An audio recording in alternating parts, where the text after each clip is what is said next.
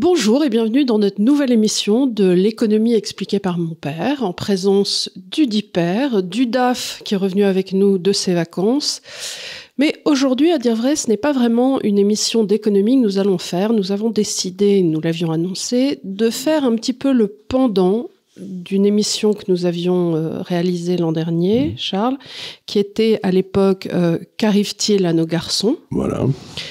Et nous en avons fait deux. Ces émissions avaient très bien marché. Oui, la première, c'était le constat, et ensuite, on avait débriefé ce que les gens nous avaient dit après. Voilà. Ça avait été très bien. Et là, en revenant justement, encore une fois, de cette formidable conférence de l'ARC qui se tenait à Londres, où la question aussi a été débattue, il nous est apparu qu'il était aussi nécessaire de se poser la question de qu'arrive-t-il donc à nos filles ? Voilà. Et donc, je vais prendre la parole un petit peu. J'en ai eu deux. Tu en as eu deux, sachant que tu en as eu quatre. Voilà, donc j'ai une sœur, on est fille-garçon, moi je suis l'aînée. Donc en l'occurrence, moi je suis d'avant cette période un peu folle que nous traversons actuellement. Et je dois dire, en revanche, mes filles sont en plein dedans, puisque moi j'ai deux filles. Et donc, si tu veux, la question qu'on s'est tous posée, c'est qu'on savait que quand Nietzsche nous a expliqué que Dieu était mort, qu'il allait falloir qu'on se réinvente en tant que société.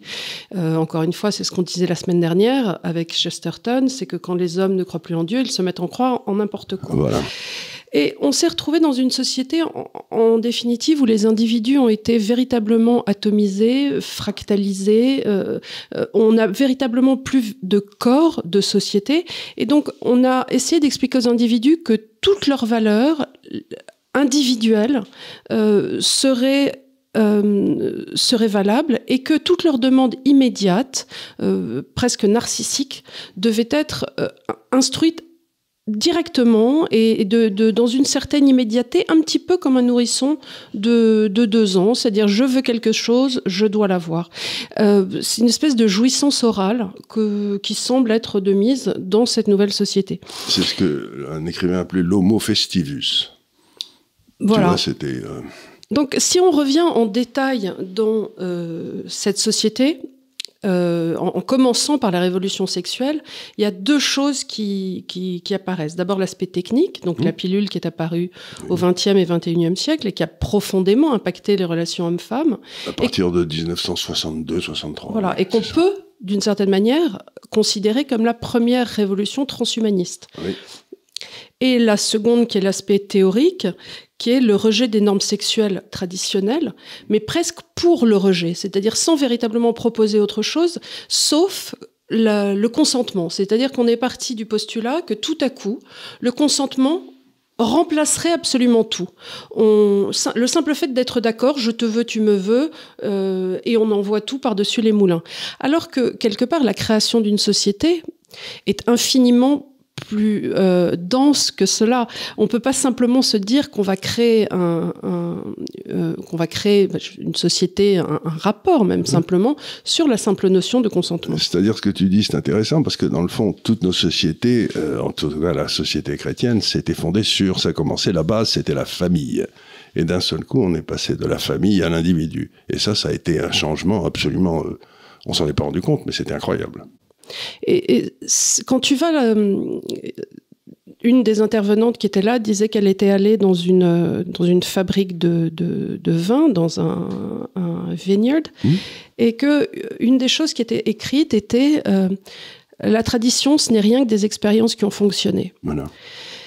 Et bon an, mal an, si les civilisations ont centré la chose autour d'un mariage, dans le fait ou que ce soit de prendre une femme, en général il y avait une dot, d'accord, elle est enquiquinante mais je te donne 2 chèvres, enfin il y avait quand même une prise de risque, sachant que la prise de risque pour les femmes, en plus, était toujours en amont dans le rapport sexuel de se retrouver enceinte. Voilà. Donc on était quand même obligés, nous, d'être un petit peu garantes de nos corps, parce qu'on savait très bien que derrière, sinon on allait être mise au banc du village si on se retrouvait enceinte en dehors des liens du mariage. Non seulement, mais tu te retrouvais avec un petit ou une petite, et à ce moment-là, il fallait que tu t'en occupes quelque part, ou tu le donnais à l'assistant public, mais enfin, c'était pas... Donc, l'acte sexuel avait des conséquences. Voilà. Et aujourd'hui, quand on regarde, on peut se poser les questions, on se dit, bon, est-ce que véritablement on peut se dire que les femmes aujourd'hui seraient les gagnantes de la révolution sexuelle? Je crois pas. Et pas les hommes. Et en tous les cas, je peux te dire que les perdants, c'est les enfants. Voilà. Et d'ailleurs, il y en a de moins en moins. Alors, comment reprendre un petit peu ces concepts de féminisme au fur et à mesure? Bon. Vous avez remarqué, c'est elle qui parle. Hein. Oui. Vous avez remarqué, c'est normal d'abord parce que c'est une femme, ensuite parce qu'elle a bossé le sujet, et puis ensuite parce qu'elle a envie de parler. Non, mais tu peux développer quand tu veux. Là. Si tu veux, la grande idée, c'est né quand même de Simone de Beauvoir qui nous expliquait au début que aucune femme ne devrait avoir le droit de rester à la maison pour élever ses enfants. Alors évidemment, c'est bien pratique quand t'es Simone de Beauvoir, Madame Sartre. Oui. D'abord, ils en ont pas eu. Et elle, le reste du temps, elle s'occupait de trouver des pépés qu'elle lui ramenait pour qu'il puisse les consommer. Donc on était quand même dans une autre sorte de rapport.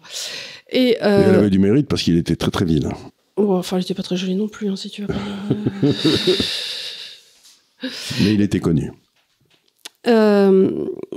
Alors, si tu veux, pour la notion de sexisme, si tu veux, au début, le féminisme, tel qu'il nous a été apporté, devait être l'égalité des droits. On était, c'est vrai, on n'avait pas le droit de vote, on n'avait pas le droit de faire du vélo en culotte, on n'avait pas le droit d'avoir un numéro de sécurité sociale ni un compte bancaire, on ne pouvait pas véritablement hériter, en tout cas depuis l'époque napoléonienne. Autrefois, oui. Ça dépend, en effet, ça dépend des sociétés, parce qu'en Champagne, par exemple, en France, les femmes avaient des droits équivalents. Il y avait les pays qui étaient en France plutôt du droit romain, où les femmes peut-être avaient un peu moins de droits. Elles en avaient de spéciaux, mais dans les sociétés plutôt germaniques, les femmes avaient des droits tout à fait. En Aquitaine, et ainsi de suite. Et toutes ces régions-là, les femmes avaient des très beaux domaines, les géraient, et au contraire, en tout cas pour les femmes nobles héritées et tout à fait pouvaient avoir des droits. Et le transmettaient par l'héritage d'ailleurs. Tout à fait. Et de la même façon, et quant aux femmes du peuple, si tu veux, tu avais un entourage autour de toi qui faisait que tu reposais sur ta mère, tes sœurs, voilà, sur les ton oncles, clan. les tantes, sur ton clan, oui, c'est ça. Et tu avais de toute façon, effectivement, à laver, à coudre, à préparer le repas, à trouver les denrées. Et à t'occuper de la maison. C'était un truc extraordinairement important, parce que la plupart pensent des gens que les hommes allaient rigoler, ils allaient tous ensemble, chercher des champignons, mais il faut bien se rendre compte que dans toute l'histoire, la famille, c'était la survie. C'est-à-dire, si tu étais dans une famille, tu pouvais survivre. Donc, les gens se rendent pas compte que jusqu'à à peu près un siècle, survivre l'hiver, c'était déjà difficile. Donc, c'était pas du tout des sociétés aussi faciles que les nôtres. C'était des sociétés extraordinairement dures. Donc, la façon de lutter contre la dureté de la vie, c'était la famille. C'était de la cellule où, dans le fond, tu cessais de lutter, quoi. T'étais à l'aise. Donc, voilà, cette famille, ça a été la base de notre civilisation. D'ailleurs, ça commençait à la famille, puis ça passait au village, puis ensuite à la ville, et enfin à la nation. La famille, c'était là où tout commençait. Donc, reprenons au début. On peut tout à fait imaginer que le féminisme, effectivement, tel qu'il était conçu, était et fut une bonne chose, puisqu'il permit aux femmes d'acquérir les mêmes droits et d'avoir un droit égal. Ensuite, on arrive à une période où tout à coup, tout un tas de personnes se sont revendiquées d'un certain féminisme. Alors attention, c'est un féminisme qui ne s'offusque pas du fait que certaines femmes soient voilées quelquefois contre leur consentement, mais par contre qui va t'expliquer que les femmes auraient des différences de salaire et que nous ne serions pas payées à égal pour travail égal. Voilà, on a eu ça cette semaine avec Madame Borne qui nous a fait un très joli tweet. Encore. Alors qu'on sait très bien que c'est pas vrai. Alors qu'on sait très bien que c'est pas vrai. C'est plus vrai à l'heure actuelle. Donc où elle ne sait pas, où elle ment. Ou elle ne sait pas où elle ment. Dans les deux cas... c'est impardonnable. Exactement. Ce qui pose aussi la question, malgré tout, de cette fameuse égalité homme-femme. Alors, encore une fois, les gens ont du mal à comprendre la différence entre les égalités de droit, que nous devons tous avoir, et les possibles différences qui existent entre les deux sexes. Voilà. Il y a des inégalités physiques entre les deux sexes. Par exemple, nous, les femmes, n'avons pas du tout la même force dans le haut du corps. Vous pouvez faire ce que vous voulez, vous n'aurez jamais la force physique d'un homme. Et pourquoi devrait-on ? Voilà, bon. Et aussi, il existe quand même des inégalités. Mais les femmes ont le muscle le plus important dans le corps. C'est celui qui permet l'expulsion des enfants quand elles sont enceintes. Et c'est un muscle qui n'a pas d'équivalent chez les hommes et qui est d'une force absolument invraisemblable. Donc, nous, on l'a pas parce qu'on n'a pas vraiment l'utilisation. Mais les femmes ont le muscle le plus fort. Mais par exemple, le cerveau féminin, au travers des études, on le voit, est beaucoup plus précoce dans la petite enfance. D'ailleurs, les filles sont souvent meilleures à l'école parce que plus vives, elles ont des compétences. Elles parlent plus tôt. Elles ont des compétences verbales bien plus grandes. Il paraît que ça serait lié aux œstrogènes. Et parallèlement, les hommes seraient beaucoup plus compétents dans tout ce qui est les compétences aérospatiales. D'ailleurs, il n'y a que 7% de femmes pilotes de ligne. Par choix, parce qu'il faut aussi remettre ça dans le contexte, c'est-à-dire on dit toujours oui, mais les femmes, mais c'est parce que par choix, les femmes d'elles-mêmes ne vont pas aussi vers ces métiers-là. Ça, c'est quelque chose de très important, il faut revenir en amont, c'est quelque chose que Jordan Peterson dit très souvent. Il dit, mais vous me faites rire avec vos histoires d'égalité, il n'y a pas assez de femmes CIO, il n'y a pas assez de femmes. Il dit, mais à la base, est-ce que les femmes font ce choix? Est-ce que les femmes, quand on pose la question au travers des études, les femmes font toujours le choix de plus de flexibilité, d'un contexte de travail qui leur permettra d'être plus épanouies pour elles-mêmes, alors que les hommes qui sont naturellement poussés par la testostérone vont vouloir des boulots qui soient beaucoup plus en confrontation. Et c'est tout à fait vrai, parce que on le voit par exemple dans les grands cabinets d'avocats, les femmes arrivent très rapidement à associer adjoint. Mais pour devenir associé, il faut travailler 80-90 heures par semaine pendant 10 ans, et puis ensuite tu deviens associé. Mais il y a des tas de femmes qui n'ont pas envie de travailler 80-90 heures par semaine, parce qu'elles peuvent pas, puis parce que j'imagine, c'est pas dans leur nature. Donc, d'être complètement autiste sur le boulot, c'est un truc que les mecs font plus. Et donc, naturellement, ils se battent contre les autres qui font 80 heures, puis finissent par être le chef. Mais moi, quand j'étais petit, le but des garçons, quand on jouait ensemble dans la cour, il y avait une petite colline. On montait sur la colline et on se tapait dessus pour savoir celui qui serait capable de rester en haut de la colline, tu vois. C'est un jeu intéressant. mais on se tapait très bien. C'était une sorte de sport, tu vois, sur lequel on restait le plus longtemps. Il n'y avait jamais une fille qui jouait avec nous. Ça n'intéressait pas le truc d'aller sur la colline. C'est ton histoire de Brett Éché, là, il faut lui couper. Il faut lui couper les ongles tout court. Elle est longue à raconter, donc on va voir une autre fois. Mais quand tu regardes, c'est vrai que les femmes optent davantage pour des métiers sociaux, relationnels, d'aide aux personnes, et les hommes plébiscitent beaucoup plus des métiers beaucoup plus réalistes. Et on l'a vu en Suède, parce que la Suède, c'est le pays.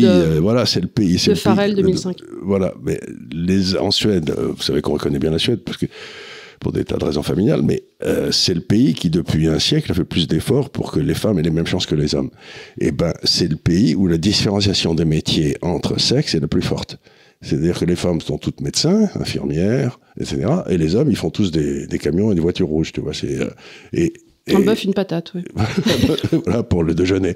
Et donc, on peut pas s'empêcher de penser que si on laisse les gens libres, et c'est le but de l'Institut des libertés, c'est que dans le fond, ils choisissent pas en fonction de ce que leur dit, mais que c'est eux-mêmes qui choisissent, il semble bien que les femmes s'intéressent plus aux hommes, aux êtres humains, et puis les hommes s'intéressent plus aux bitoniaux, aux voitures, à des choses. Donc les femmes sont beaucoup plus tournées vers les autres, et les hommes sont tournés vers comment je fais un meilleur tournevis, quoi.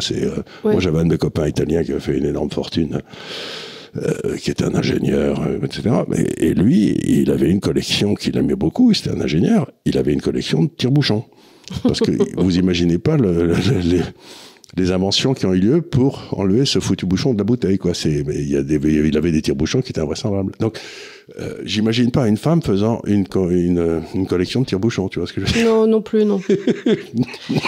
Mais ce qui est intéressant dans cette histoire de pourquoi on serait plus attirés, nous les femmes, vers les compétences verbales, et pourquoi les hommes seraient plus attirés vers, quelque part, des métiers d'opposition, dépend aussi beaucoup de nos hormones.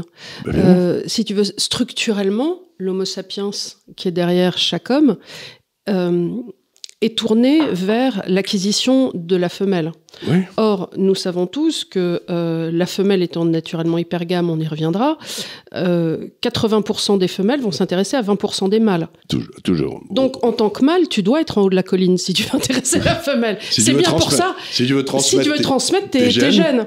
Donc, c'est bien pour ça que vous vous foutez sur la gueule depuis l'âge de 4 ans, pour être en haut de la colline, pour que les filles qui sont en bas vous regardent en disant « Bah moi, je veux celui qui est en haut de la colline. Voilà. Je veux pas celui qui est en bas et qui se fait ramasser. C'est pas le loup dominant. » C'est tout le problème d'Agnan. Oui. Parce qu'il est toujours en bas de Agnan, vous savez, c'est le gars dans le Petit Nicolas, là, le favori de la maîtresse et tout, qui a des lunettes et que tout le monde déteste. Ben, il est jamais en haut de la colline, lui. Oui, mais c'est pour ça que quand un Agnan arrive enfin par la politique ou par la littérature, ou est-ce que je sais, par la philosophie au pouvoir, il se venge pour être une fois en haut de la colline, parce que naturellement, suivant l'ordre des choses, il n'y était pas. Et donc on dit, c'est des hommes à femmes. Ben, c'est des hommes à femmes parce que toute leur enfance, ils n'étaient jamais en haut de la colline. C'est exactement ça. Donc, et on le dit aussi beaucoup, mais j'imagine que c'est vrai, c'est que les hommes peuvent tout à fait se marier en bas, c'est-à-dire trouver quelqu'un en dessous, et les femmes, elles veulent toujours se marier plus haut, c'est-à-dire que... On appelle ça être hypergame. C'est l'hypergamie des femmes. Hypergamie des femmes, et donc... C'est sociologiquement factuel. Factuel. Et donc, ce qu'on essaye de dire là, si vous voulez, c'est quelque chose de profond, c'est que il y a un prince charmant avec une petite boniche, mais il n'y a jamais une princesse avec le charpentier, quoi. Ou assez rarement. Alors là, on arrive un petit peu, je pensais y arriver un peu plus tard, mais allons-y, dans le dur du sujet, qui est aujourd'hui la sexualité imposée aux femmes. Oui. Si tu veux, naturellement, ce que les femmes n'arrivent plus à comprendre aujourd'hui, c'est qu'elles sont traditionnellement les gardiennes du temple. Oui. Elles ont accès à absolument tous les hommes de la colline et en bas. Mmh. Donc elles peuvent attendre les 20% sur lesquels nous sommes toutes, ou décider de regarder... Donc celui-là, personne ne regarde, mais il est peut-être pas si mal, donc je vais essayer de m'en occuper et je vais l'emmener en haut. En haut de la colline. Au lieu de ça, ce qui se passait tout le temps, hein. Évidemment. Si une femme regarde un homme et lui dit « Toi, tu devrais être en haut de la colline... » Ah bon, tu crois? Lui, il n'est pas convaincu, mais enfin, il y va parce que... Il y va parce qu'il se dit « Ah bon, bah peut-être... voilà. » Bon. Et d'ailleurs, c'est comme ça qu'on a déclenché pas mal de guerres depuis la Belle Hélène. Mais la question qui se pose aujourd'hui, c'est que ces féministes à la con, ont décidé d'expliquer aux femmes désormais que leur bien-être passerait par une sexualité soi-disant égalitaire avec les hommes. Alors, premier point, on vient de voir que d'abord, c'est pas vrai. Il y a 20% d'hommes qui peuvent être, effectivement, avoir, on peut dire, un certain choix du roi encore, si les filles couchent, parce qu'autrefois, elles couchaient pas. Non. Et les 80% autres qui sont en chien. Qui n'ont pas un coup d'œil, qui de toute façon sont là en se disant personne me regarde. Personne me regarde. C'était la blague de Roland McDan à l'époque. C'est dit moi ma femme c'était pas la plus. Je leur courais après, la mienne c'était pas la plus jolie, mais c'était la moins rapide. Donc c'est celle qui veut bien.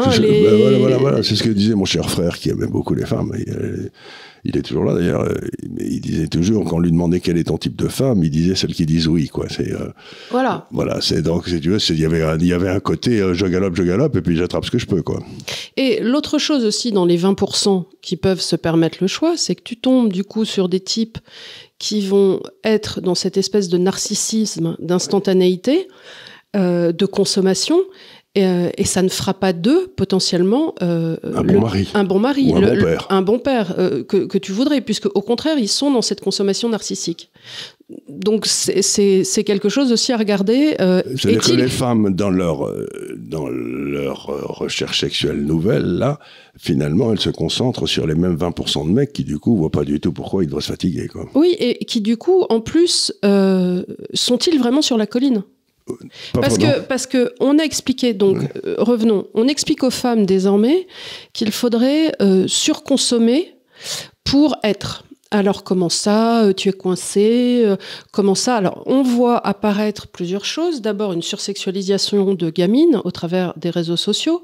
Donc c'est une course à l'échalote avec des filles qui aujourd'hui se mettent en scène, mais sur des Instagram, sur des avec et sans que personne n'y trouve à redire, puisque c'est une lente évolution des mœurs.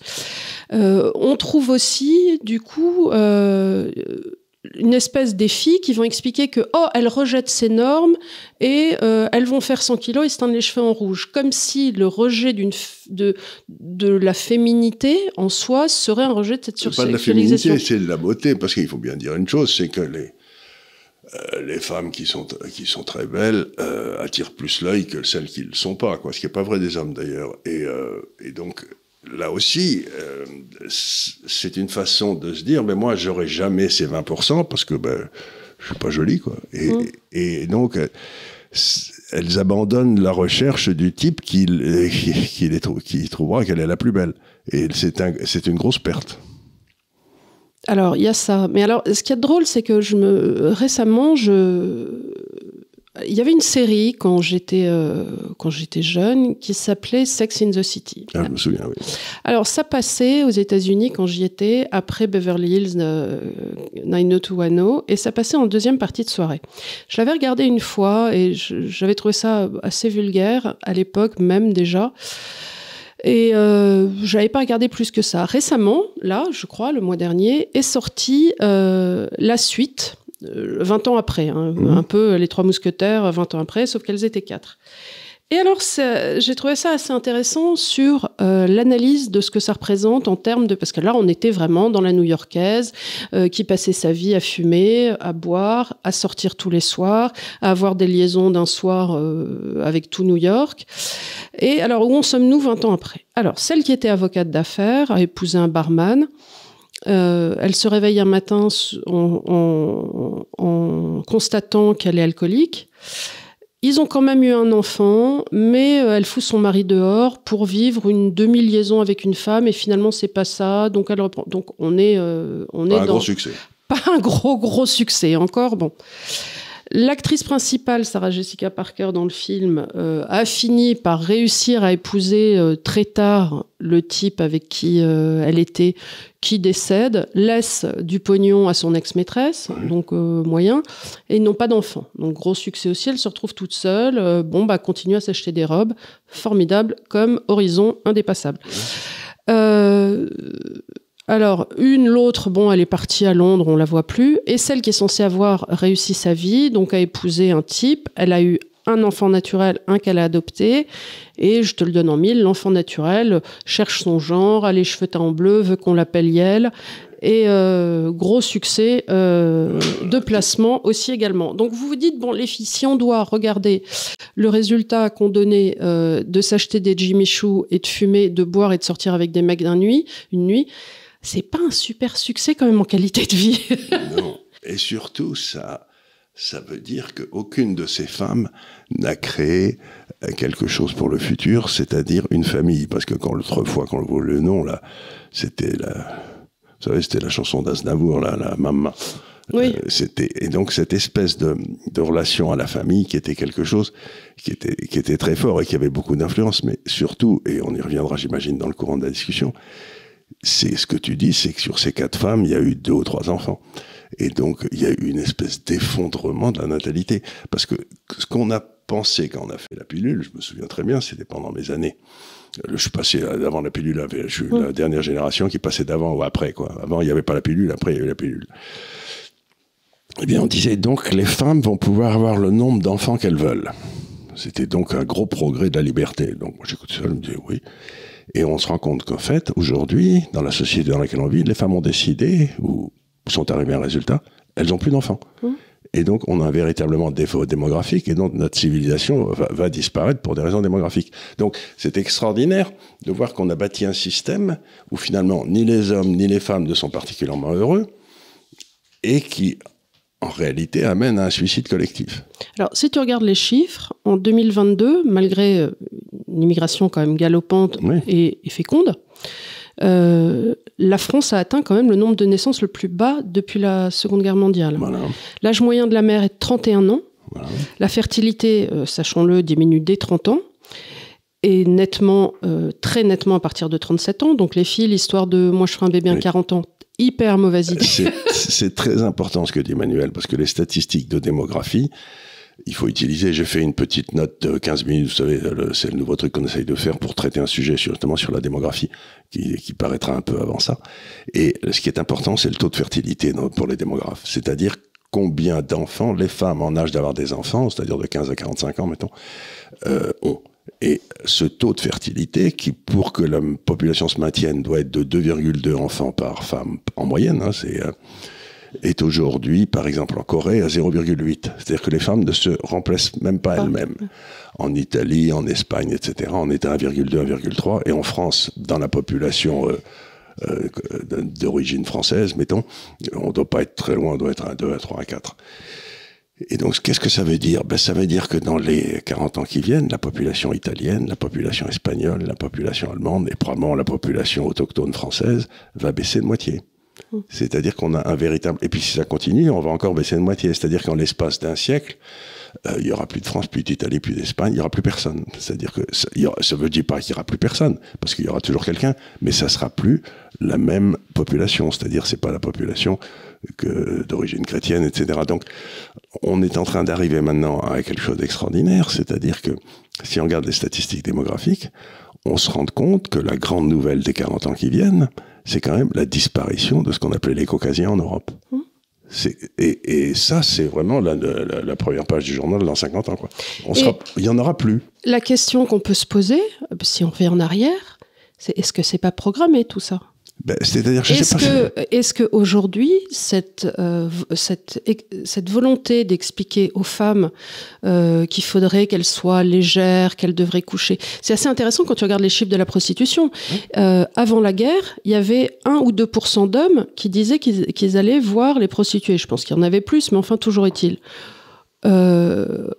Aujourd'hui, non, c'était 15 à 20%. Je veux dire, aujourd'hui, c'est 1 à 20%, 1 à 2%. C'est-à-dire que maintenant, il n'y a plus besoin d'aller voir les putes, puisque les filles se comportent comme des putes. C'est pas qu'elles se comportent comme des putes. Si, pardon. Il n'y a plus, mais non, parce que les putes, au moins, elles se faisaient payer.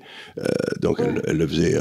Tandis que ça, les filles, j'ai l'impression que les femmes pensent que la proximité sexuelle est quelque chose auquel elles ont droit. Oui, mais droit de quoi? Qu'est-ce que ça...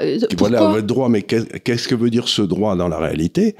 C'est ça dont il faut discuter, parce que je ne suis pas certain que ça fasse le bonheur des femmes. Alors, aux États-Unis, il y a des statistiques qui sont suivies par des grandes universités à Boston depuis 60 ans, de la satisfaction des femmes dans la société. Jamais les chiffres n'ont été aussi mauvais.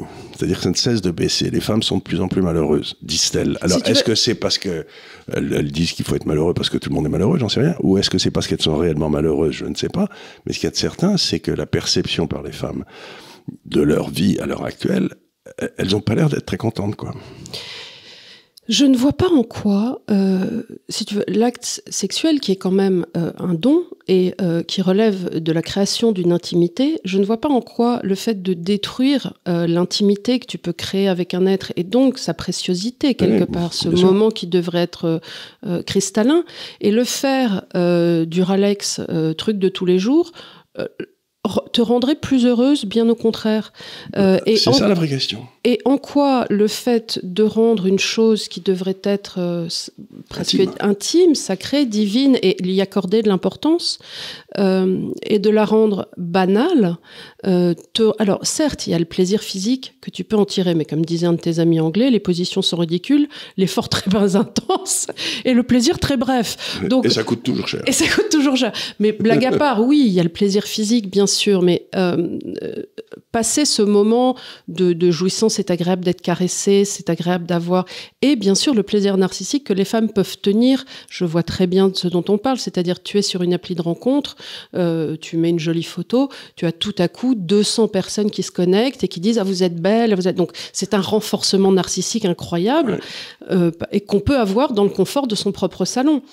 Autrefois, quand je me sentais pas très bien, moi je suis d'une autre époque, j'habitais à l'époque dans le 15e, quand il faisait beau, j'allais dans un café qui était à la mode Piquet-Grenelle, je me mettais en terrasse et je savais que j'allais avoir 3-4 numéros de téléphone et qu'on voulait me payer un jus d'abricot. Et c'est un renforcement narcissique, c'est sûr. Bon, bah voilà, comme de se faire jolie, d'aller marcher un petit peu dans Paris. À l'époque, on se faisait pas harceler, on se faisait juste siffler, gentiment. Moi, j'ai toujours trouvé ça confortable et agréable, je trouvais ça mignon. Voilà.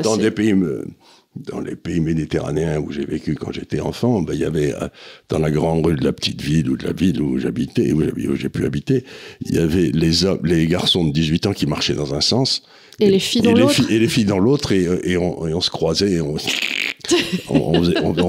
ricanait, etc. Et on disait, t'as vu, elle m'a regardé. Donc c'était quand même des moments intenses de rencontres. Ça, c'était des trucs très importants. Mais je voudrais revenir à cette histoire parce que aujourd'hui, quand vous lisez la presse féminine, ce qui m'arrive dans le train ou dans l'avion quand il n'y a rien d'autre à lire, quoi. Mais enfin, tout le monde vous dit, vous pouvez repousser la date de naissance de vos enfants vers 35-40 ans, ça n'a pas d'importance. Or, toutes les statistiques, et il faut que les gens qui nous écoutent le sachent ça, toutes les statistiques montrent qu'à partir de 30 ans, une femme qui n'a pas eu d'enfant à 30 ans, elle a 50% de chance de ne jamais en avoir. Donc, quand on vous dit vous pouvez attendre jusqu'à 40 ans, déjà 30 ans, c'est tard. C'est-à-dire qu'une femme qui n'a pas eu d'enfant à 30 ans, elle a une chance sur 2 de ne jamais en avoir. Et c'est peut-être pour ça qu'il y a toutes ces femmes aujourd'hui qui sont aussi malheureuses, parce que peut-être le fait d'avoir des enfants est un accomplissement pour la femme, parce que vous avez ce don merveilleux qui est de pouvoir donner la vie, créer la vie. Moi, je peux pas créer la vie. Vous avez quelqu'un qui est d'un seul coup, et là, et hop, c'est quelqu'un d'autre. C'est incroyable. L'autre chose aussi, parce que j'avais regardé les statistiques avant, c'est que 75% des femmes qui n'ont pas eu d'enfants, non pas par choix, mais par les aléas de la vie. C'est-à-dire qu'elles n'ont pas rencontré le bon partenaire au bon moment. Autrefois, elles n'avaient pas le choix, elles se devaient faire un enfant. Alors, elles étaient mariées, elles avaient un enfant. C'est-à-dire qu'autrefois, reprenons les choses dans l'ordre, les hommes, pour avoir accès à la sexualité, puisque la sexualité était gardée par la société, par la religion, par les normes.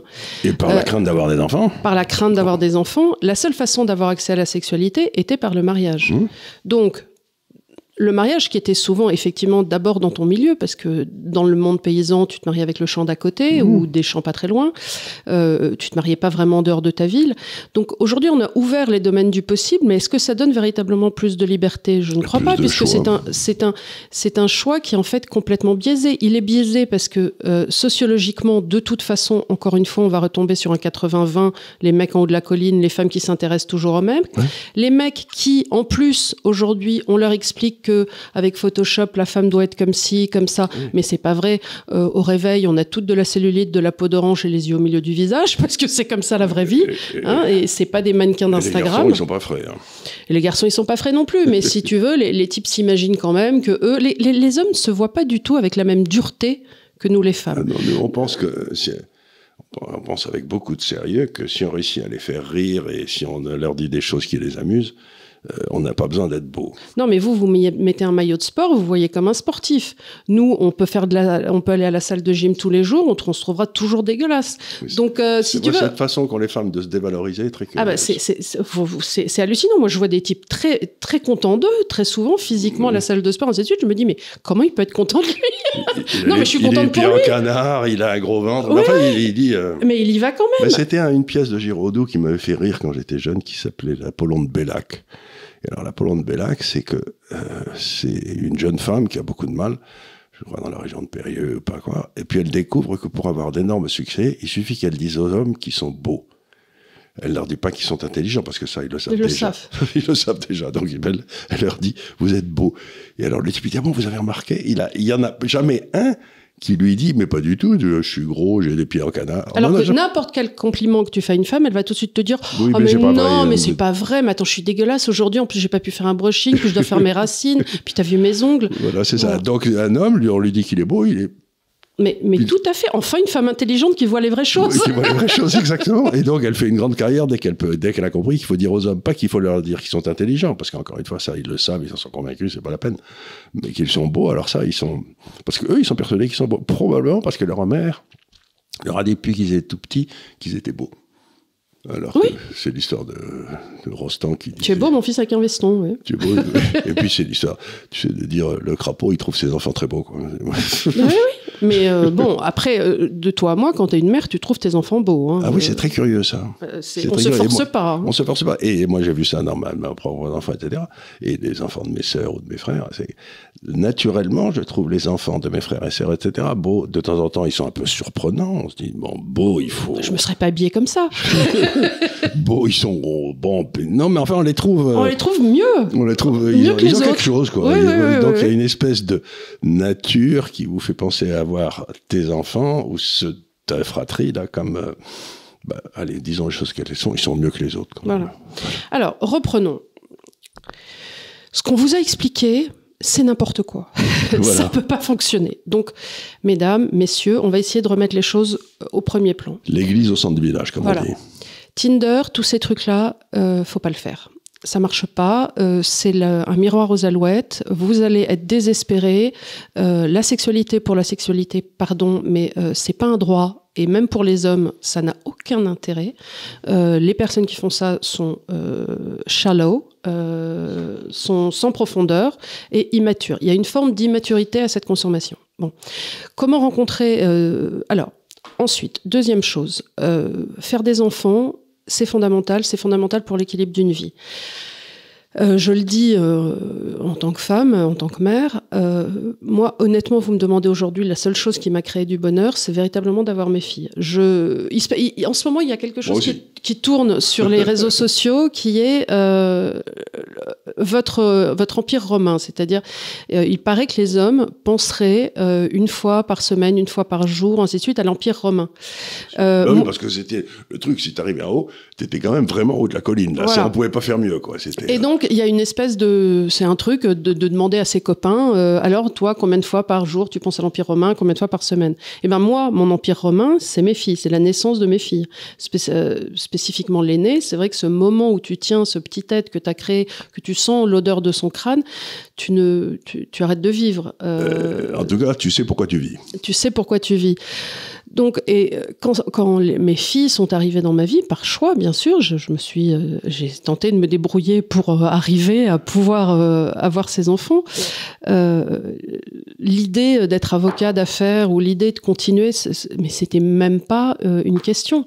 Alors après, effectivement, le problème qui se pose, c'est subsister, voilà, c'est-à-dire qu'il y a un moment où... Il faut les nourrir, les éduquer, ça finit par coûter de l'argent, ces petites bêtes. Hein. Voilà, donc si tu veux, aujourd'hui, le problème économique qu'on a, c'est qu'on est dans un rétrécissement économique, et ça, j'ai pas la solution, peut-être que toi tu l'as, qui fait que beaucoup de couples, en tout cas en agglomération, doivent travailler tous les deux pour subvenir aux besoins. Et ça, c'est pas normal. Et ça, c'est pas normal. Ça, c'est pas normal, il y a quelque chose là.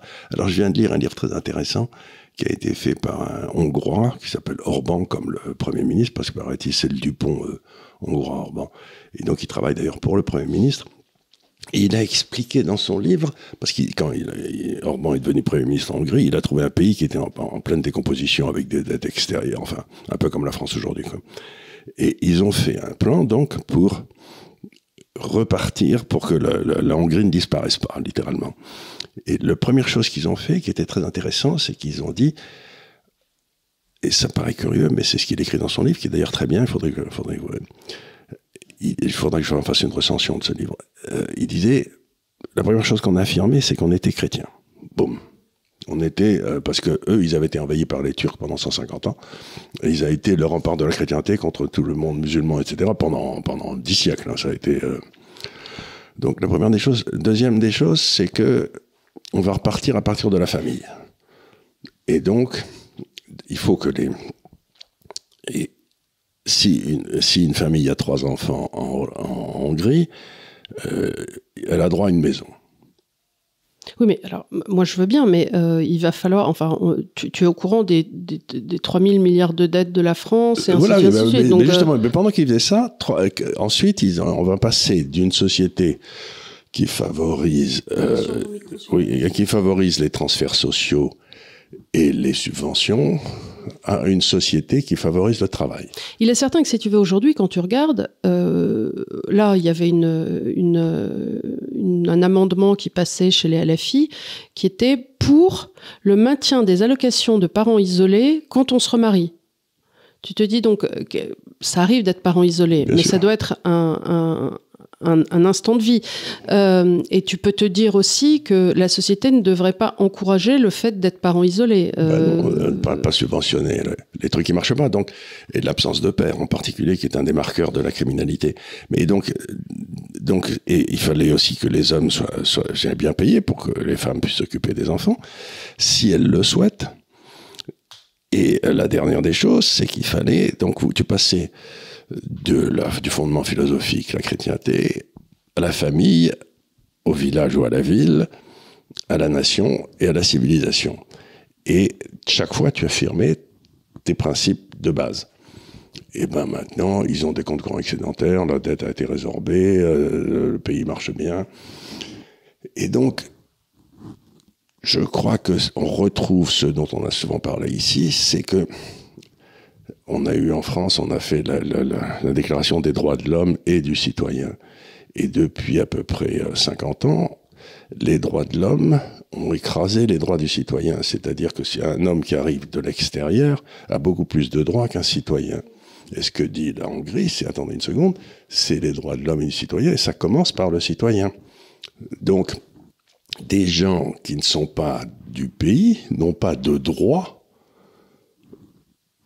et en particulier, ils n'ont pas le droit de rentrer parce que on n'a pas besoin de toi, quoi. C'est désolé mon grand, quoi. Donc encore une fois, on trouve cette espèce de désir de identifier un homme comme un univers à lui tout seul, le droit de l'homme, et ces droits sont supérieurs à ceux de ceux qui ont travaillé pour qu'on puisse payer un certain nombre de services sociaux. Mais c'est pas tenable comme truc. Tu peux pas développer une société avec ceux qui travaillent, qui ont beaucoup moins d'avantages que ceux qui ne travaillent pas, qui font pas partie de la société, ni de la même civilisation, ni qui n'ont pas les mêmes valeurs.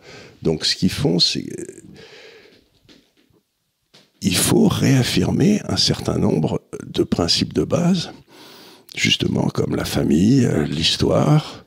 Et ils avaient une notion très intéressante dans ce livre aussi, c'est que la couronne de Hongrie, qui a été un pays très puissant au début du Moyen-Âge, du XIIe au XVIe siècle, à peu près XVe, la couronne, c'était la souveraineté hongroise.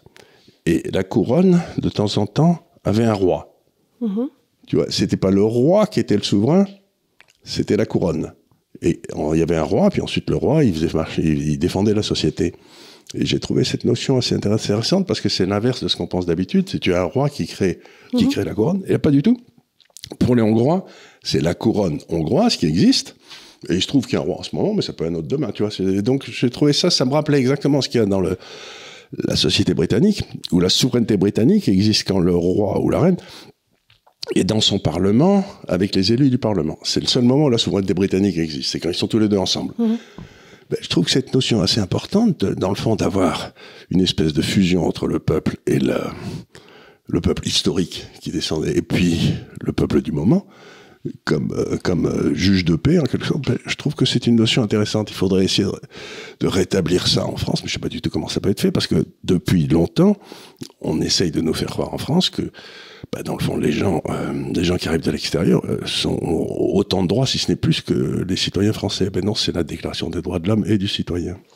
Alors, pour revenir sur les femmes et ce qu'on nous a expliqué depuis la nuit des temps dans Marie-Claire et dans Cosmo, que quelque part, qui avait commencé avec Simone de Beauvoir, notre véritable liberté serait acquise en prenant le bus, en allant travailler comme des hommes et en laissant donc nos enfants à la maison. C'est bien que certaines puissent le faire, mais personne n'a dit que c'était obligatoire. Voilà. C'est ce que la société a expliqué, et j'aimerais aller au bout du truc. C'est-à-dire qu'on a essayé d'expliquer depuis des générations à des femmes, et c'est marrant parce que j'ai vu ça avec maman. Maman s'est restée à la maison, s'est occupée de nous 4, mais elle avait toujours une espèce de gêne sociale quand on lui demandait Qu'est-ce que vous faites ?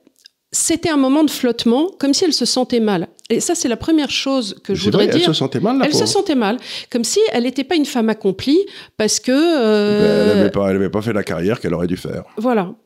Mais elle avait une bonne réponse pour ça. Oui, elle avait une bonne réponse. Elle me disait, quand on lui disait, parce que souvent elle travaillait avec moi, elle m'aidait, elle me disait, Jean, je travaille dans une société de service, voilà. Et j'attends une promotion incessamment parce que je couche avec le patron. Donc, c'était. Dans les dîners en ville, c'était moyen, quoi. Être obligé de s'en sortir par l'humour, on le sait tous, c'est une parade. Oui, bien sûr. Et je sais que maman, au fond d'elle, se disait, parce que moi, je le voyais quand j'étais petite, elle me disait, tu seras avocat d'affaires, tu feras ci. Et je sentais que pour elle, c'était. La pression sociale était très forte sur elle. Elle aurait pu être tout ça, mais elle pouvait pas parce que vous étiez 4, là. On était 4. Et je me souviens très bien, quand j'ai accouché de ma première fille, à l'époque, mon ex-belle-mère m'a fait envoyer une nanny, ce qu'on appelait de démarrage. Et je peux pas t'expliquer, je suis quelqu'un de très empathique et de très physique. Moi, ce bébé, c'était comme un lionceau, je pouvais pas le lâcher. Non, j'ai pas pu lâcher mon bébé. Et j'ai arrêté de travailler. J'ai arrêté de travailler en tant qu'avocat. J'ai lâché mon contrat de travail, qui marchait très bien, j'avais pas de raison. Parce que physiquement, je ne pouvais pas lâcher cet enfant. Et mon ex-belle-mère était furieuse. Elle était venue me voir en me disant « Mais Emmanuelle, tu ne te rends pas compte, dans la vie, il y a les bonnes femmes, puis il y a les autres. Sous-entendu, si tu restes une mère au foyer, tu es une bonne femme. Tu ne représentes absolument plus rien. Mais ce choix... D'abord, j'ai pas eu le choix de le faire moi personnellement parce que le choix de ce bébé était primal, c'était une attache. Mais ça prouve que ton instinct a su résister à la pression sociale. Et c'est ça que je voudrais dire aux femmes, c'est que dans écoutez le fond, votre instinct. Écoutez votre instinct et vous en avez rien à foutre de ce qu'on pense de vous. Moi, quand maman ressentait ça... Les femmes sont beaucoup plus sensibles parce que les gens pensent d'elles. Mais bien sûr, parce qu'on fonctionne en groupe et on fonctionne par le verbal. Et donc, mais quelque part, j'ai envie de dire, mais réinventez-vous. Vous en avez rien à foutre que ce que des connes qui lisent Cosmo pensent de vous. Vous autogérez et vous renvoyez l'image que vous voulez. Et si vous êtes bien, et vous pouvez même le faire, alors dans un monde idéal, votre mari va être fier de vous parce que... Et puis alors surtout, l'autre truc que j'aimerais dire, c'est que tu te dis, mais alors quoi ? Tu fais des mots, mais tu vas les laisser être éduqués par par d'autres femmes qui n'ont pas ton quotient intellectuel. Qu'est-ce que tu veux qu'elles transmettent à tes enfants ? Et pourquoi se donnerait-elle la peine de transmettre ? Donc moi, je l'ai vu, mais temps après temps. Des gamins qui savent pas bouffer avec des couverts, qui savent pas faire leur lacet, on leur met des scratchs jusqu'à 12 ans, qui évidemment, à l'école, ne sont beaucoup moins accomplis. Moi, je suis désolée, mais je suis très contente. Mes 2 filles, elles ont une mention très bien à leur bac scientifique. Elles n'ont pas les cheveux roses et elles font des études brillantes. Et ça, c'est parce que moi, j'étais là tous les jours. Je crois que tu as tout à fait raison. Et donc, là, on est en train de dire un truc... vous savez qu'il y a des statistiques qui sortent, par exemple au Danemark, où ils ont des études qui remontent très longtemps, que le quotient intellectuel des enfants est en train de baisser, structurellement. Je suis pas du tout certain, mais je me dis, l'une des explications, c'est peut-être que les enfants, autrefois, étaient élevés par leur mère, et qui avaient fait des études brillantes, etc. Et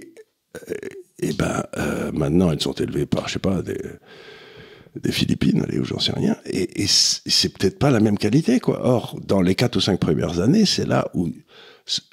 Un enfant est achevé d'imprimer à 3 ans. Voilà, c'est ça. Donc, pendant les 3 premières années... Il est achevé d'imprimer à 3 ans. Tu mets les bases d'absolument tout. Donc, les enfants qu'on laisse devant des écrans pendant des heures, à qui on ne parle pas suffisamment, parce que la transmission de la parole, qu'on ne touche pas aussi suffisamment. C'est très important de toucher son bébé, d'être en rapport physique, surtout les 3 premières années, parce que c'est un lien qui se forme.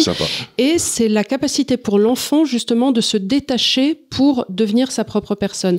Donc, pour se détacher, il faut qu'il soit attaché au début. Et il faut qu'il ait. Et donc, c'est très important, ça. Donc.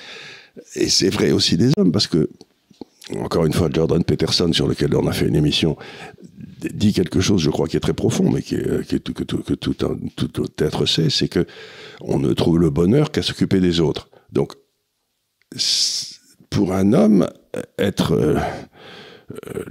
le père de famille, il n'y a pas de plus grand accomplissement dans la vie, il n'y a pas de plus grande joie. Et on ne peut pas s'empêcher de penser que dans le monde dans lequel on rentre, dans lequel on est, les hommes, on leur refuse, on leur dit... on leur refuse cette joie. Et les femmes, on leur refuse aussi. Donc, on nous a bourré le mou. Et le résultat, comme on l'a montré l'an dernier avec les garçons, c'est que les garçons, ils ne savent plus à quoi ils servent. Et les filles, elles ont fait de brillantes études, elles sont... et puis elles se retrouvent à 35-40 ans et elles vont à un long désert où elles sont toutes seules jusqu'à la fin de leur vie. Enfin, il y a quelque chose qui ne va pas du tout dans nos sociétés en refusant la différenciation des sexes, c'est-à-dire qu'une femme a ce don incroyable de donner la vie et un homme de la protéger pendant que les enfants sont petits. Je trouve que c'est... Non, on a reculé de façon incroyable. Non, ce qu'il faut rétablir, c'est la fierté. La fierté. La fierté d'être mère. Voilà. Et de tenir son foyer et de tenir son chez-soi. Et ce qui était autrefois une fierté, c'est-à-dire que la mama dans la tradition italienne, enfin dans notre tradition latine, c'était quelqu'un. Et comment donc et le mec, quand il rentrait, il enlevait le béret et il essuyait les pieds. Oui, et c'est en dehors, ok, monsieur décidé, mais à la maison, c'est toi le chef. C'est toi le chef. Et il y avait, vous savez, dans la Bible, il y a un moment extraordinaire où on dit que le bonheur d'un homme, c'est d'avoir une femme qui se lève, qui prépare tout à 5h du matin, qui prépare. Et c'est très vrai. Et on voit donc, c'est dans les proverbes de la Bible, c'est un truc remarquable. Et j'avais fait lire ça à l'enterrement de ma mère. Tu sais, j'avais fait lire ça en disant, voilà. Et j'ai lu aussi l'histoire de la famille Spanghero. Alors, le Spanghero, c'était des joueurs de rugby, ils faisaient tous 1m90, 120 kilos et tout. Ils avaient une mère qui était d'origine italienne. Ils étaient quoi, 12 garçons ou quoi, ils étaient 6 ou 7 garçons, mais il y a eu 4 ou 5 internationaux dedans et tout. Ils comptaient pour 5 par personne. Ils comptaient pour 5, c'était vraiment... Et donc, la famille Spanghero, la mère se levait à 5h du matin, préparait tous les habits pour la classe, préparait toutes les affaires, cirait les chaussures, et ils sortaient, c'était une famille de paysans, hein, ils sortaient impeccables, tous les enfants, le matin, paf, ils étaient, je sais pas combien, 7 ou 8. Et je me disais, les Spanghero, ils devaient avoir un amour pour leur mère. Pour eux, ça devait être le... Donc, cette espèce de... Encore une fois, c'est la famille. Et j'ai un de mes amis qui est mort il y a quelques années d'un cancer du cerveau. Bob ? Non, c'était pas Bob, c'était Weissman. Et que j'aimais beaucoup. Et quand, à son enterrement, il y avait une de ses filles qui était là. Et je parlais avec elle. Elle m'a dit, oui, tu sais, Charles, ce qu'il y a d'affreux, c'est qu'il y avait papa, il y avait maman, et il y avait une troisième personne qui était les parents. Qui était la jonction des deux, qui étaient les parents, c'est-à-dire l'incarnation de la famille, quoi. Cette espèce de... Vous ne ferez plus qu'un, allez. Et donc, il y avait papa, maman, il y avait les parents. Et maintenant, les parents, ils n'existent plus. Il n'y a plus que maman, papa, on s'en souvient, mais il n'y a plus les parents. Et je crois que dans la construction d'un individu, j'espère en tout cas que devenir un parent d'un des deux, c'est quand même un but extraordinaire dans la vie. Je sais pas. Donc moi, il me semble on s'est laissé bourrer le mot, et les hommes peuvent avoir des enfants très tard, mais en plus, il paraît qu'ils sont de moins bonne qualité, les enfants, mais les femmes, elles ont quand même une période assez courte, qui dure de 15 ans à 35 ans, à tout péter, plutôt 30 ans, donc c'est pas très long, 15 ans. Et c'est là où elles doivent prendre cette décision. Alors, moi, ce que je voudrais dire à mes consoeurs, qui pourraient écouter, c'est que c'est vous qui décidez. On a toujours décidé. On essaie de nous expliquer aujourd'hui que oui, grâce à la révolution sexuelle, on nous aurait donné le choix. Mais pas du tout. Depuis la nuit des temps, c'est nous qui laissons tomber les mouchoirs. C'est nous qui laissons tomber les mouchoirs. Pourquoi ? Et le type arrive en disant « Ah, mademoiselle. » Mais tu décides de laisser tomber ton mouchoir. Et c'est vous qui devez décider. C'est vous qui devez décider. Et aussi, regardez les types qui ne sont pas forcément sur la colline. Regardez les types que vous pourriez faire monter vous sur la colline. Parce que, encore une fois, les 20% qui font leur malin et ainsi de suite, vous pensez que c'est les plus brillants. Mais quelquefois, vous savez, c'est pas celui-là qu'il faut rechercher. Je vais pas donner des conseils matrimoniaux parce que Non, mais ce qu'on a essayé d'expliquer aux femmes, c'est qu'elles avaient le temps. Ouais, elles peuvent attendre. Et ce qu'on essaye de vous dire, c'est que c'est pas vrai. Vous n'avez pas le temps. On peut le regretter, mais la réalité, c'est que vous avez une dizaine d'années dans lesquelles vous devez prendre cette décision qui engagera toute votre vie. Et que on vous explique, vous avez le temps, vous pourrez la prendre quand vous aurez 40 ans, rien ne presse. C'est pas vrai. Si vous la prenez après 30 ans, vous avez 50% de chance d'être toute seule jusqu'à la fin de votre vie et de ne jamais créer cette famille. Qui est la seule chose, moi, en tout cas pour moi, après chacun voit midi à sa porte, mais en tout cas pour moi, qui est ma seule raison de vivre. Oui. Si j'avais pas eu mes enfants, honnêtement, il y a des jours où je pense que je me lèverais même pas. Mais oui, parce que c'est... Encore une fois, tout le reste passe. D'abord, ta beauté va passer. Oui. Ensuite, tu voyages. So what? Une fois que tu as vu les pyramides, tu les as vues. Tu vas dîner en ville, ok. Bon, ok, tu vois toujours les mêmes têtes, c'est toujours les mêmes conversations. Les musées, c'est sympa, mais bon, ok, t'as vu Degas, t'as vu Renoir, t'as vu 2-3 Calder, et après quoi? Oui. Pourquoi faire la vie si ce n'est pour ça? Si c'est pas pour transmettre. Donc pour moi, le but essentiel d'une vie, c'est de transmettre. Et là, ce qu'on a essayé d'expliquer aux gens, c'est qu'ils avaient le temps pour transmettre et qu'il fallait d'abord qu'ils vivent. Mais c'est pas une réalité. Vivre, c'est transmettre. Si on dit vous vivez puis ensuite vous transmettrez, ce que vous ferez dans cette période où vous vivez, ça vaut rien. C'est pas intéressant. En plus, faire des enfants vieux, ça fait des enfants de vieux. D'abord, ça fait des enfants de vieux. Puis alors moi, je peux pas m'imaginer. C'est toujours ce que je dis, c'est pourquoi on avait des enfants jeunes, c'est que s'il fallait courir dans la savane avec un lion derrière, si tu as ton enfant sur la hanche et que tu cours et que tu qu'à 65 ans avec ton enfant sur la hanche, tu cours pas très vite. Hein. Ah oui, ça c'est l'autre chose que je veux dire. On fait très peur aux femmes à notre époque, en tout cas parce qu'on met énormément de pression en disant oui, alors on devra manger sans gluten, puis en plus du quinoa bio et tout ça. Vous inquiétez pas, ça pousse très bien avec des knackis. Hein. Vous leur balancez des knackis à intervalles réguliers. Arrosé de ketchup. Écoute, je veux pas dire du mal des gens, Thérèse, mais ton frère qui a épousé une Suédoise, mes cousins, ils ont été élevés à la knacky Herta bourrée de ketchup, ils sont beaux comme des dieux. Hein. Ils sont beaux comme des dieux. Tous les quatre. Tout à fait. Et elle avait une cuisine qui était une merveille de cuisine. Il faisait du yaourt au ketchup. Moi, je me souviens, mon petit cousin, il ouvrait des pots de yaourt. À midi, il n'y avait jamais de repas. C'était du pain et du fromage. Bon, ça, c'est souvent les pays scandinaves. Et puis, le soir, c'était des boulettes Ikea. Et ils ont très bien survécu. Ils sont tous beaux comme des dieux. Ils n'ont pas une carie. Donc, voilà. Il n'y a pas de... Donc, il faut se calmer. Il faut se calmer sur le côté... c'est très dur. On ne va jamais y arriver. Quand on était paysans, on bouffait ce qu'il y avait. S'il y avait du gluten dedans, c'était pas le truc qui gênait beaucoup, quoi, parce que. Oui. Je me souviens, j'avais lu un bouquin sur Bernadette Soubirous, donc on est dans en 1850 par là. Voilà, dans les campagnes, et ils avaient un morceau de lard pour tout l'hiver qu'ils mettaient dans la soupe avec une ficelle pour faire le goût. Oui, sinon, ils enlevaient le morceau de lard, ils l'en mettaient, etc. Sinon, c'était globalement de la soupe aux cailloux. Hein. Il faut dire que la région de Lourdes, en 1850, c'était d'une pauvreté. C'est une pauvreté absolument terrible. Là aussi, c'était des gens qui vivaient à la limite de la famine tout le temps.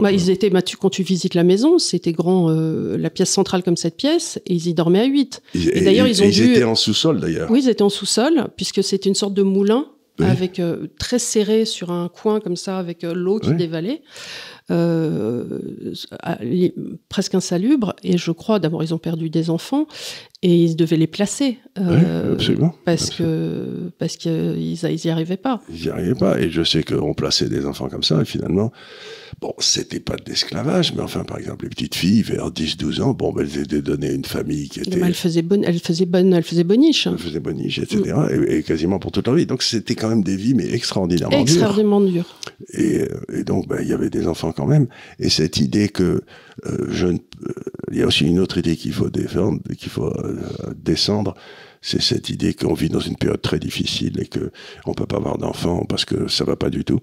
Et je leur dis, mais attendez une seconde, la démographie en France a recommencé à monter comme une fusée en 1943, quand les Allemands étaient en France, etc. C'est le moment où, quelque part, il y a eu une espèce de réflexe de vie de la France, vraiment, et les femmes sont mises à faire des enfants comme des folles, alors que pendant les 20 ans qui précédaient, il n'y en avait pas eu. Donc, elles ont choisi de commencer à faire des enfants au moment le plus difficile. Oui, mais là... C'est un réflexe de vie. Le problème, c'est qu'on est dans une société, d'abord, qui n'est pas dans la vie, et ensuite, on est dans une société terriblement hédoniste, terriblement narcissique, et qui a la maturité d'un enfant de 2 ans. C'est-à-dire, je veux ci, je veux ça, je veux des plaisirs oraux, jouissifs, tout de suite. Hence, la sexualité qu'on demande aux uns et aux autres, qui est une espèce de consommation imminente dans l'instant, sans aucune construction, sans aucune alternative, avec cette hypersexualisation de la femme, cette recherche de chirurgie esthétique aussi. Ce qui est un truc très curieux, c'est que la femme, aussi que ça paraisse, dans les 50 dernières années, il y a eu une réification de la femme, ce qui veut dire que la femme s'est transformée en objet comme jamais dans notre histoire. Écoute, on est rentré dans un immense domaine d'extension du domaine de la pute, là. Hein. Oui. Tu regardes les réseaux sociaux, c'est toutes des pétasses, enfin, dans la façon... Elle se déguise en pétasse. Elle se déguise en pétasse. Et tu te dis, mais enfin, Dans quel univers vous pensez que ça va bien se passer, ne serait-ce que pour chercher un emploi pour plus tard? Il faut quand même être un petit peu consciente du truc. Donc surtout. Donc, on ne cherche pas à jouer l'épée à la pudeur, on dit simplement ce qu'on propose. Ce qu'on a proposé aux hommes, ça leur plaît pas, c'était le truc de l'an dernier. Et ce qu'on propose aux femmes aujourd'hui, ça leur plaît pas non plus. Et donc, je crois que derrière tout ça, il y a une espèce de civilisation de la mort qui pousse pour ces idées qui sont toutes contraires à la vie, à la continuation de la vie. Voilà. Donc, encore une fois, effectivement, tu as raison de le dire, c'est pas une question de faire la morale, et c'est une question comment être heureux. Je ne me permettrai jamais de dire à quelqu'un comment vivre sa vie, parce que je suis profondément libérale et attachée au fait que chaque individu doit être son propre maître. Mais en tant que tel, je me permets juste, comme je le ferai avec mes filles, de vous dire, à mon avis, le bonheur se trouve plus par ici que par là. Voilà. Et donc, à ce titre, j'aimerais qu'on regarde et que simplement, si je devais dire quelque chose, c'est prenez conscience de vous-même, de la force, vous en tant que femme, que vous avez en vous, du choix qui s'offre à vous, parce qu'il est beaucoup plus large que ce que vous imaginez, et soyez l'acteur de votre propre vie. Ne rentrez pas dans les choses qu'on vous dit être la vérité sans les remettre en question. Remettez absolument toutes ces choses de magazine qu'on vous met en question. Encore une fois, la femme peut donner la vie, ce qui est un avantage inouï. Donc si on vous dit « vous la donnez pas parce que le monde est injuste », vous rayez cette personne de vos rayons. Et si on lui dit « vous avez le temps », rayez-la aussi, parce qu'en fait, c'est pas vrai, vous n'avez pas tellement de temps que ça. Et ensuite, il faut bien se rendre compte que ce qu'il faut écouter, c'est qu'ils vous disent « si vous donnez la vie, eh bien, vous serez quand même beaucoup plus heureuse ». Et autre chose, ne le faites pas aussi par appartenance de groupe, parce que les femmes sont très moutonnières. D'ailleurs, c'est pour ça que des marques comme Louis Vuitton de Panurge arrivent à fonctionner. C'est qu'on veut toutes le même sac, on veut toutes le même mec et on veut toutes le même mode de vie. Donc, on a expliqué aux femmes que pour être une femme faisant partie de la tribu, il faudrait consommer du mec et en parler entre nous. Posez-vous la question, est-ce que moi, ça me rend heureuse? Est-ce que quand je rentre d'une de ces soirées, je me sens bien épanouie? Est-ce que c'est vraiment ça? Quel est le plaisir que j'y prends? Est-ce que c'est vraiment ça, un accomplissement de vie de femme? Voilà. Et faites votre choix. Mais posez-vous la question et ne le faites pas par une soi-disant normalisation. Voilà. Donc, alors, on ne sait pas du tout, encore une fois, si ça va vous plaire mais le but de l'Institut des libertés, c'est encore une fois de vous expliquer ce qui est en train de se passer. Ce qui est en train de se passer, c'est que quand même est à l'œuvre une civilisation de la mort qui cherche à pousser l'euthanasie, tout ça. On est en train d'arriver en plein. Donc, il faut résister à cette civilisation de la mort parce que la mort, c'est pas bien intéressant. Voilà. Et si on peut en tout cas apporter une réflexion... Alors j'ai lu pour me documenter, je voulais vous le montrer puis je l'ai oublié, le bouquin de Laurent Oberton qui s'appelle Modérément sexiste, je crois. Si on peut mettre l'incrustation, ça serait top. Et qui est de bonne facture. Alors, très humblement, j'ai pas aimé l'introduction, qui est un peu trop comment vas-tu, yacht de poil et toi la matelas. Et c'est drôle parce que j'avais presque l'impression que c'était Marceau qui l'avait écrit parce que c'est le même humour. C'est-à-dire il y a un côté potache dans les blagues qui passe très bien quand c'est une bande dessinée et qui dans la construction de l'introduction pour moi était trop lourde, mais c'est ma sensibilité, voilà. Et en revanche, le traitement du livre, pour moi, était très intéressant. Il y avait plein d'études, c'était fourni, et l'auteur a un point de vue qu'il défend extrêmement bien. Et voilà, avec évidemment son point de vue qui est plus masculiniste que le mien, mais qui est néanmoins, je trouve intéressant. Et lui-même étant père de famille, je crois, de 3 enfants, donc recevable. Donc, il a pris la responsabilité d'avoir des enfants. Voilà. Et je pense que le bouquin est bien construit et étayé. Donc, si la question vous intéresse, dans les bouquins récents, celui-là était très bien. Voilà. Voilà, écoute, je crois qu'on a fait un petit tour de qu'est-ce qui ne va pas avec nos jeunes filles. Qu'est-ce qui ne va pas avec nos jeunes filles? Eh bien, ce qui ne va pas de notre jeune fille, c'est qu'on leur a bourré le mou avec des idées fausses. Voilà. Et qu'il faut que vous vous en libériez. Et oui, l'horloge biologique, ça existe, je suis désolée. et qu'il va falloir faire avec, et que faites des enfants, éduquez-les, vous verrez, c'est formidable, il n'y a rien de plus beau dans ce monde. Je ne saurais plus d'accord. Père de quoi? 11 petits-enfants? 11 petits-enfants, mais qui sont tous plus gentils les uns que les autres. Moi, j'ai réussi à en avoir 2 parce que j'étais un bébé d'Istilben. Donc, c'est déjà un miracle que j'ai pu avoir ces 2-là, et j'en ai perdu, et voilà. Et j'aurais aimé en avoir plus. J'aurais aimé en avoir plus. Si j'avais pu, j'en aurais eu plus, mais Mais t'en as déjà eu 2. Écoute, on choisit pas tout. Non, c'est la conclusion, on ne choisit pas tout, donc ne choisissez pas des cul-de-sac. Oui, voilà. Écoutez, merci de nous avoir suivis. Ah oui, le livre de Charles est toujours disponible. Vous l'avez vu pendant toute l'émission, il est derrière lui. Il est formidable. Enfin, visuellement, je veux dire, il est très bien monté. Très belle édition. Très belle édition. Donc, si vous le croisez dans une librairie, n'hésitez pas à le demander à votre libraire. N'hésitez pas à nous mettre un pouce, à nous suivre sur les réseaux sociaux. Et on vous dit à la semaine prochaine. Merci beaucoup.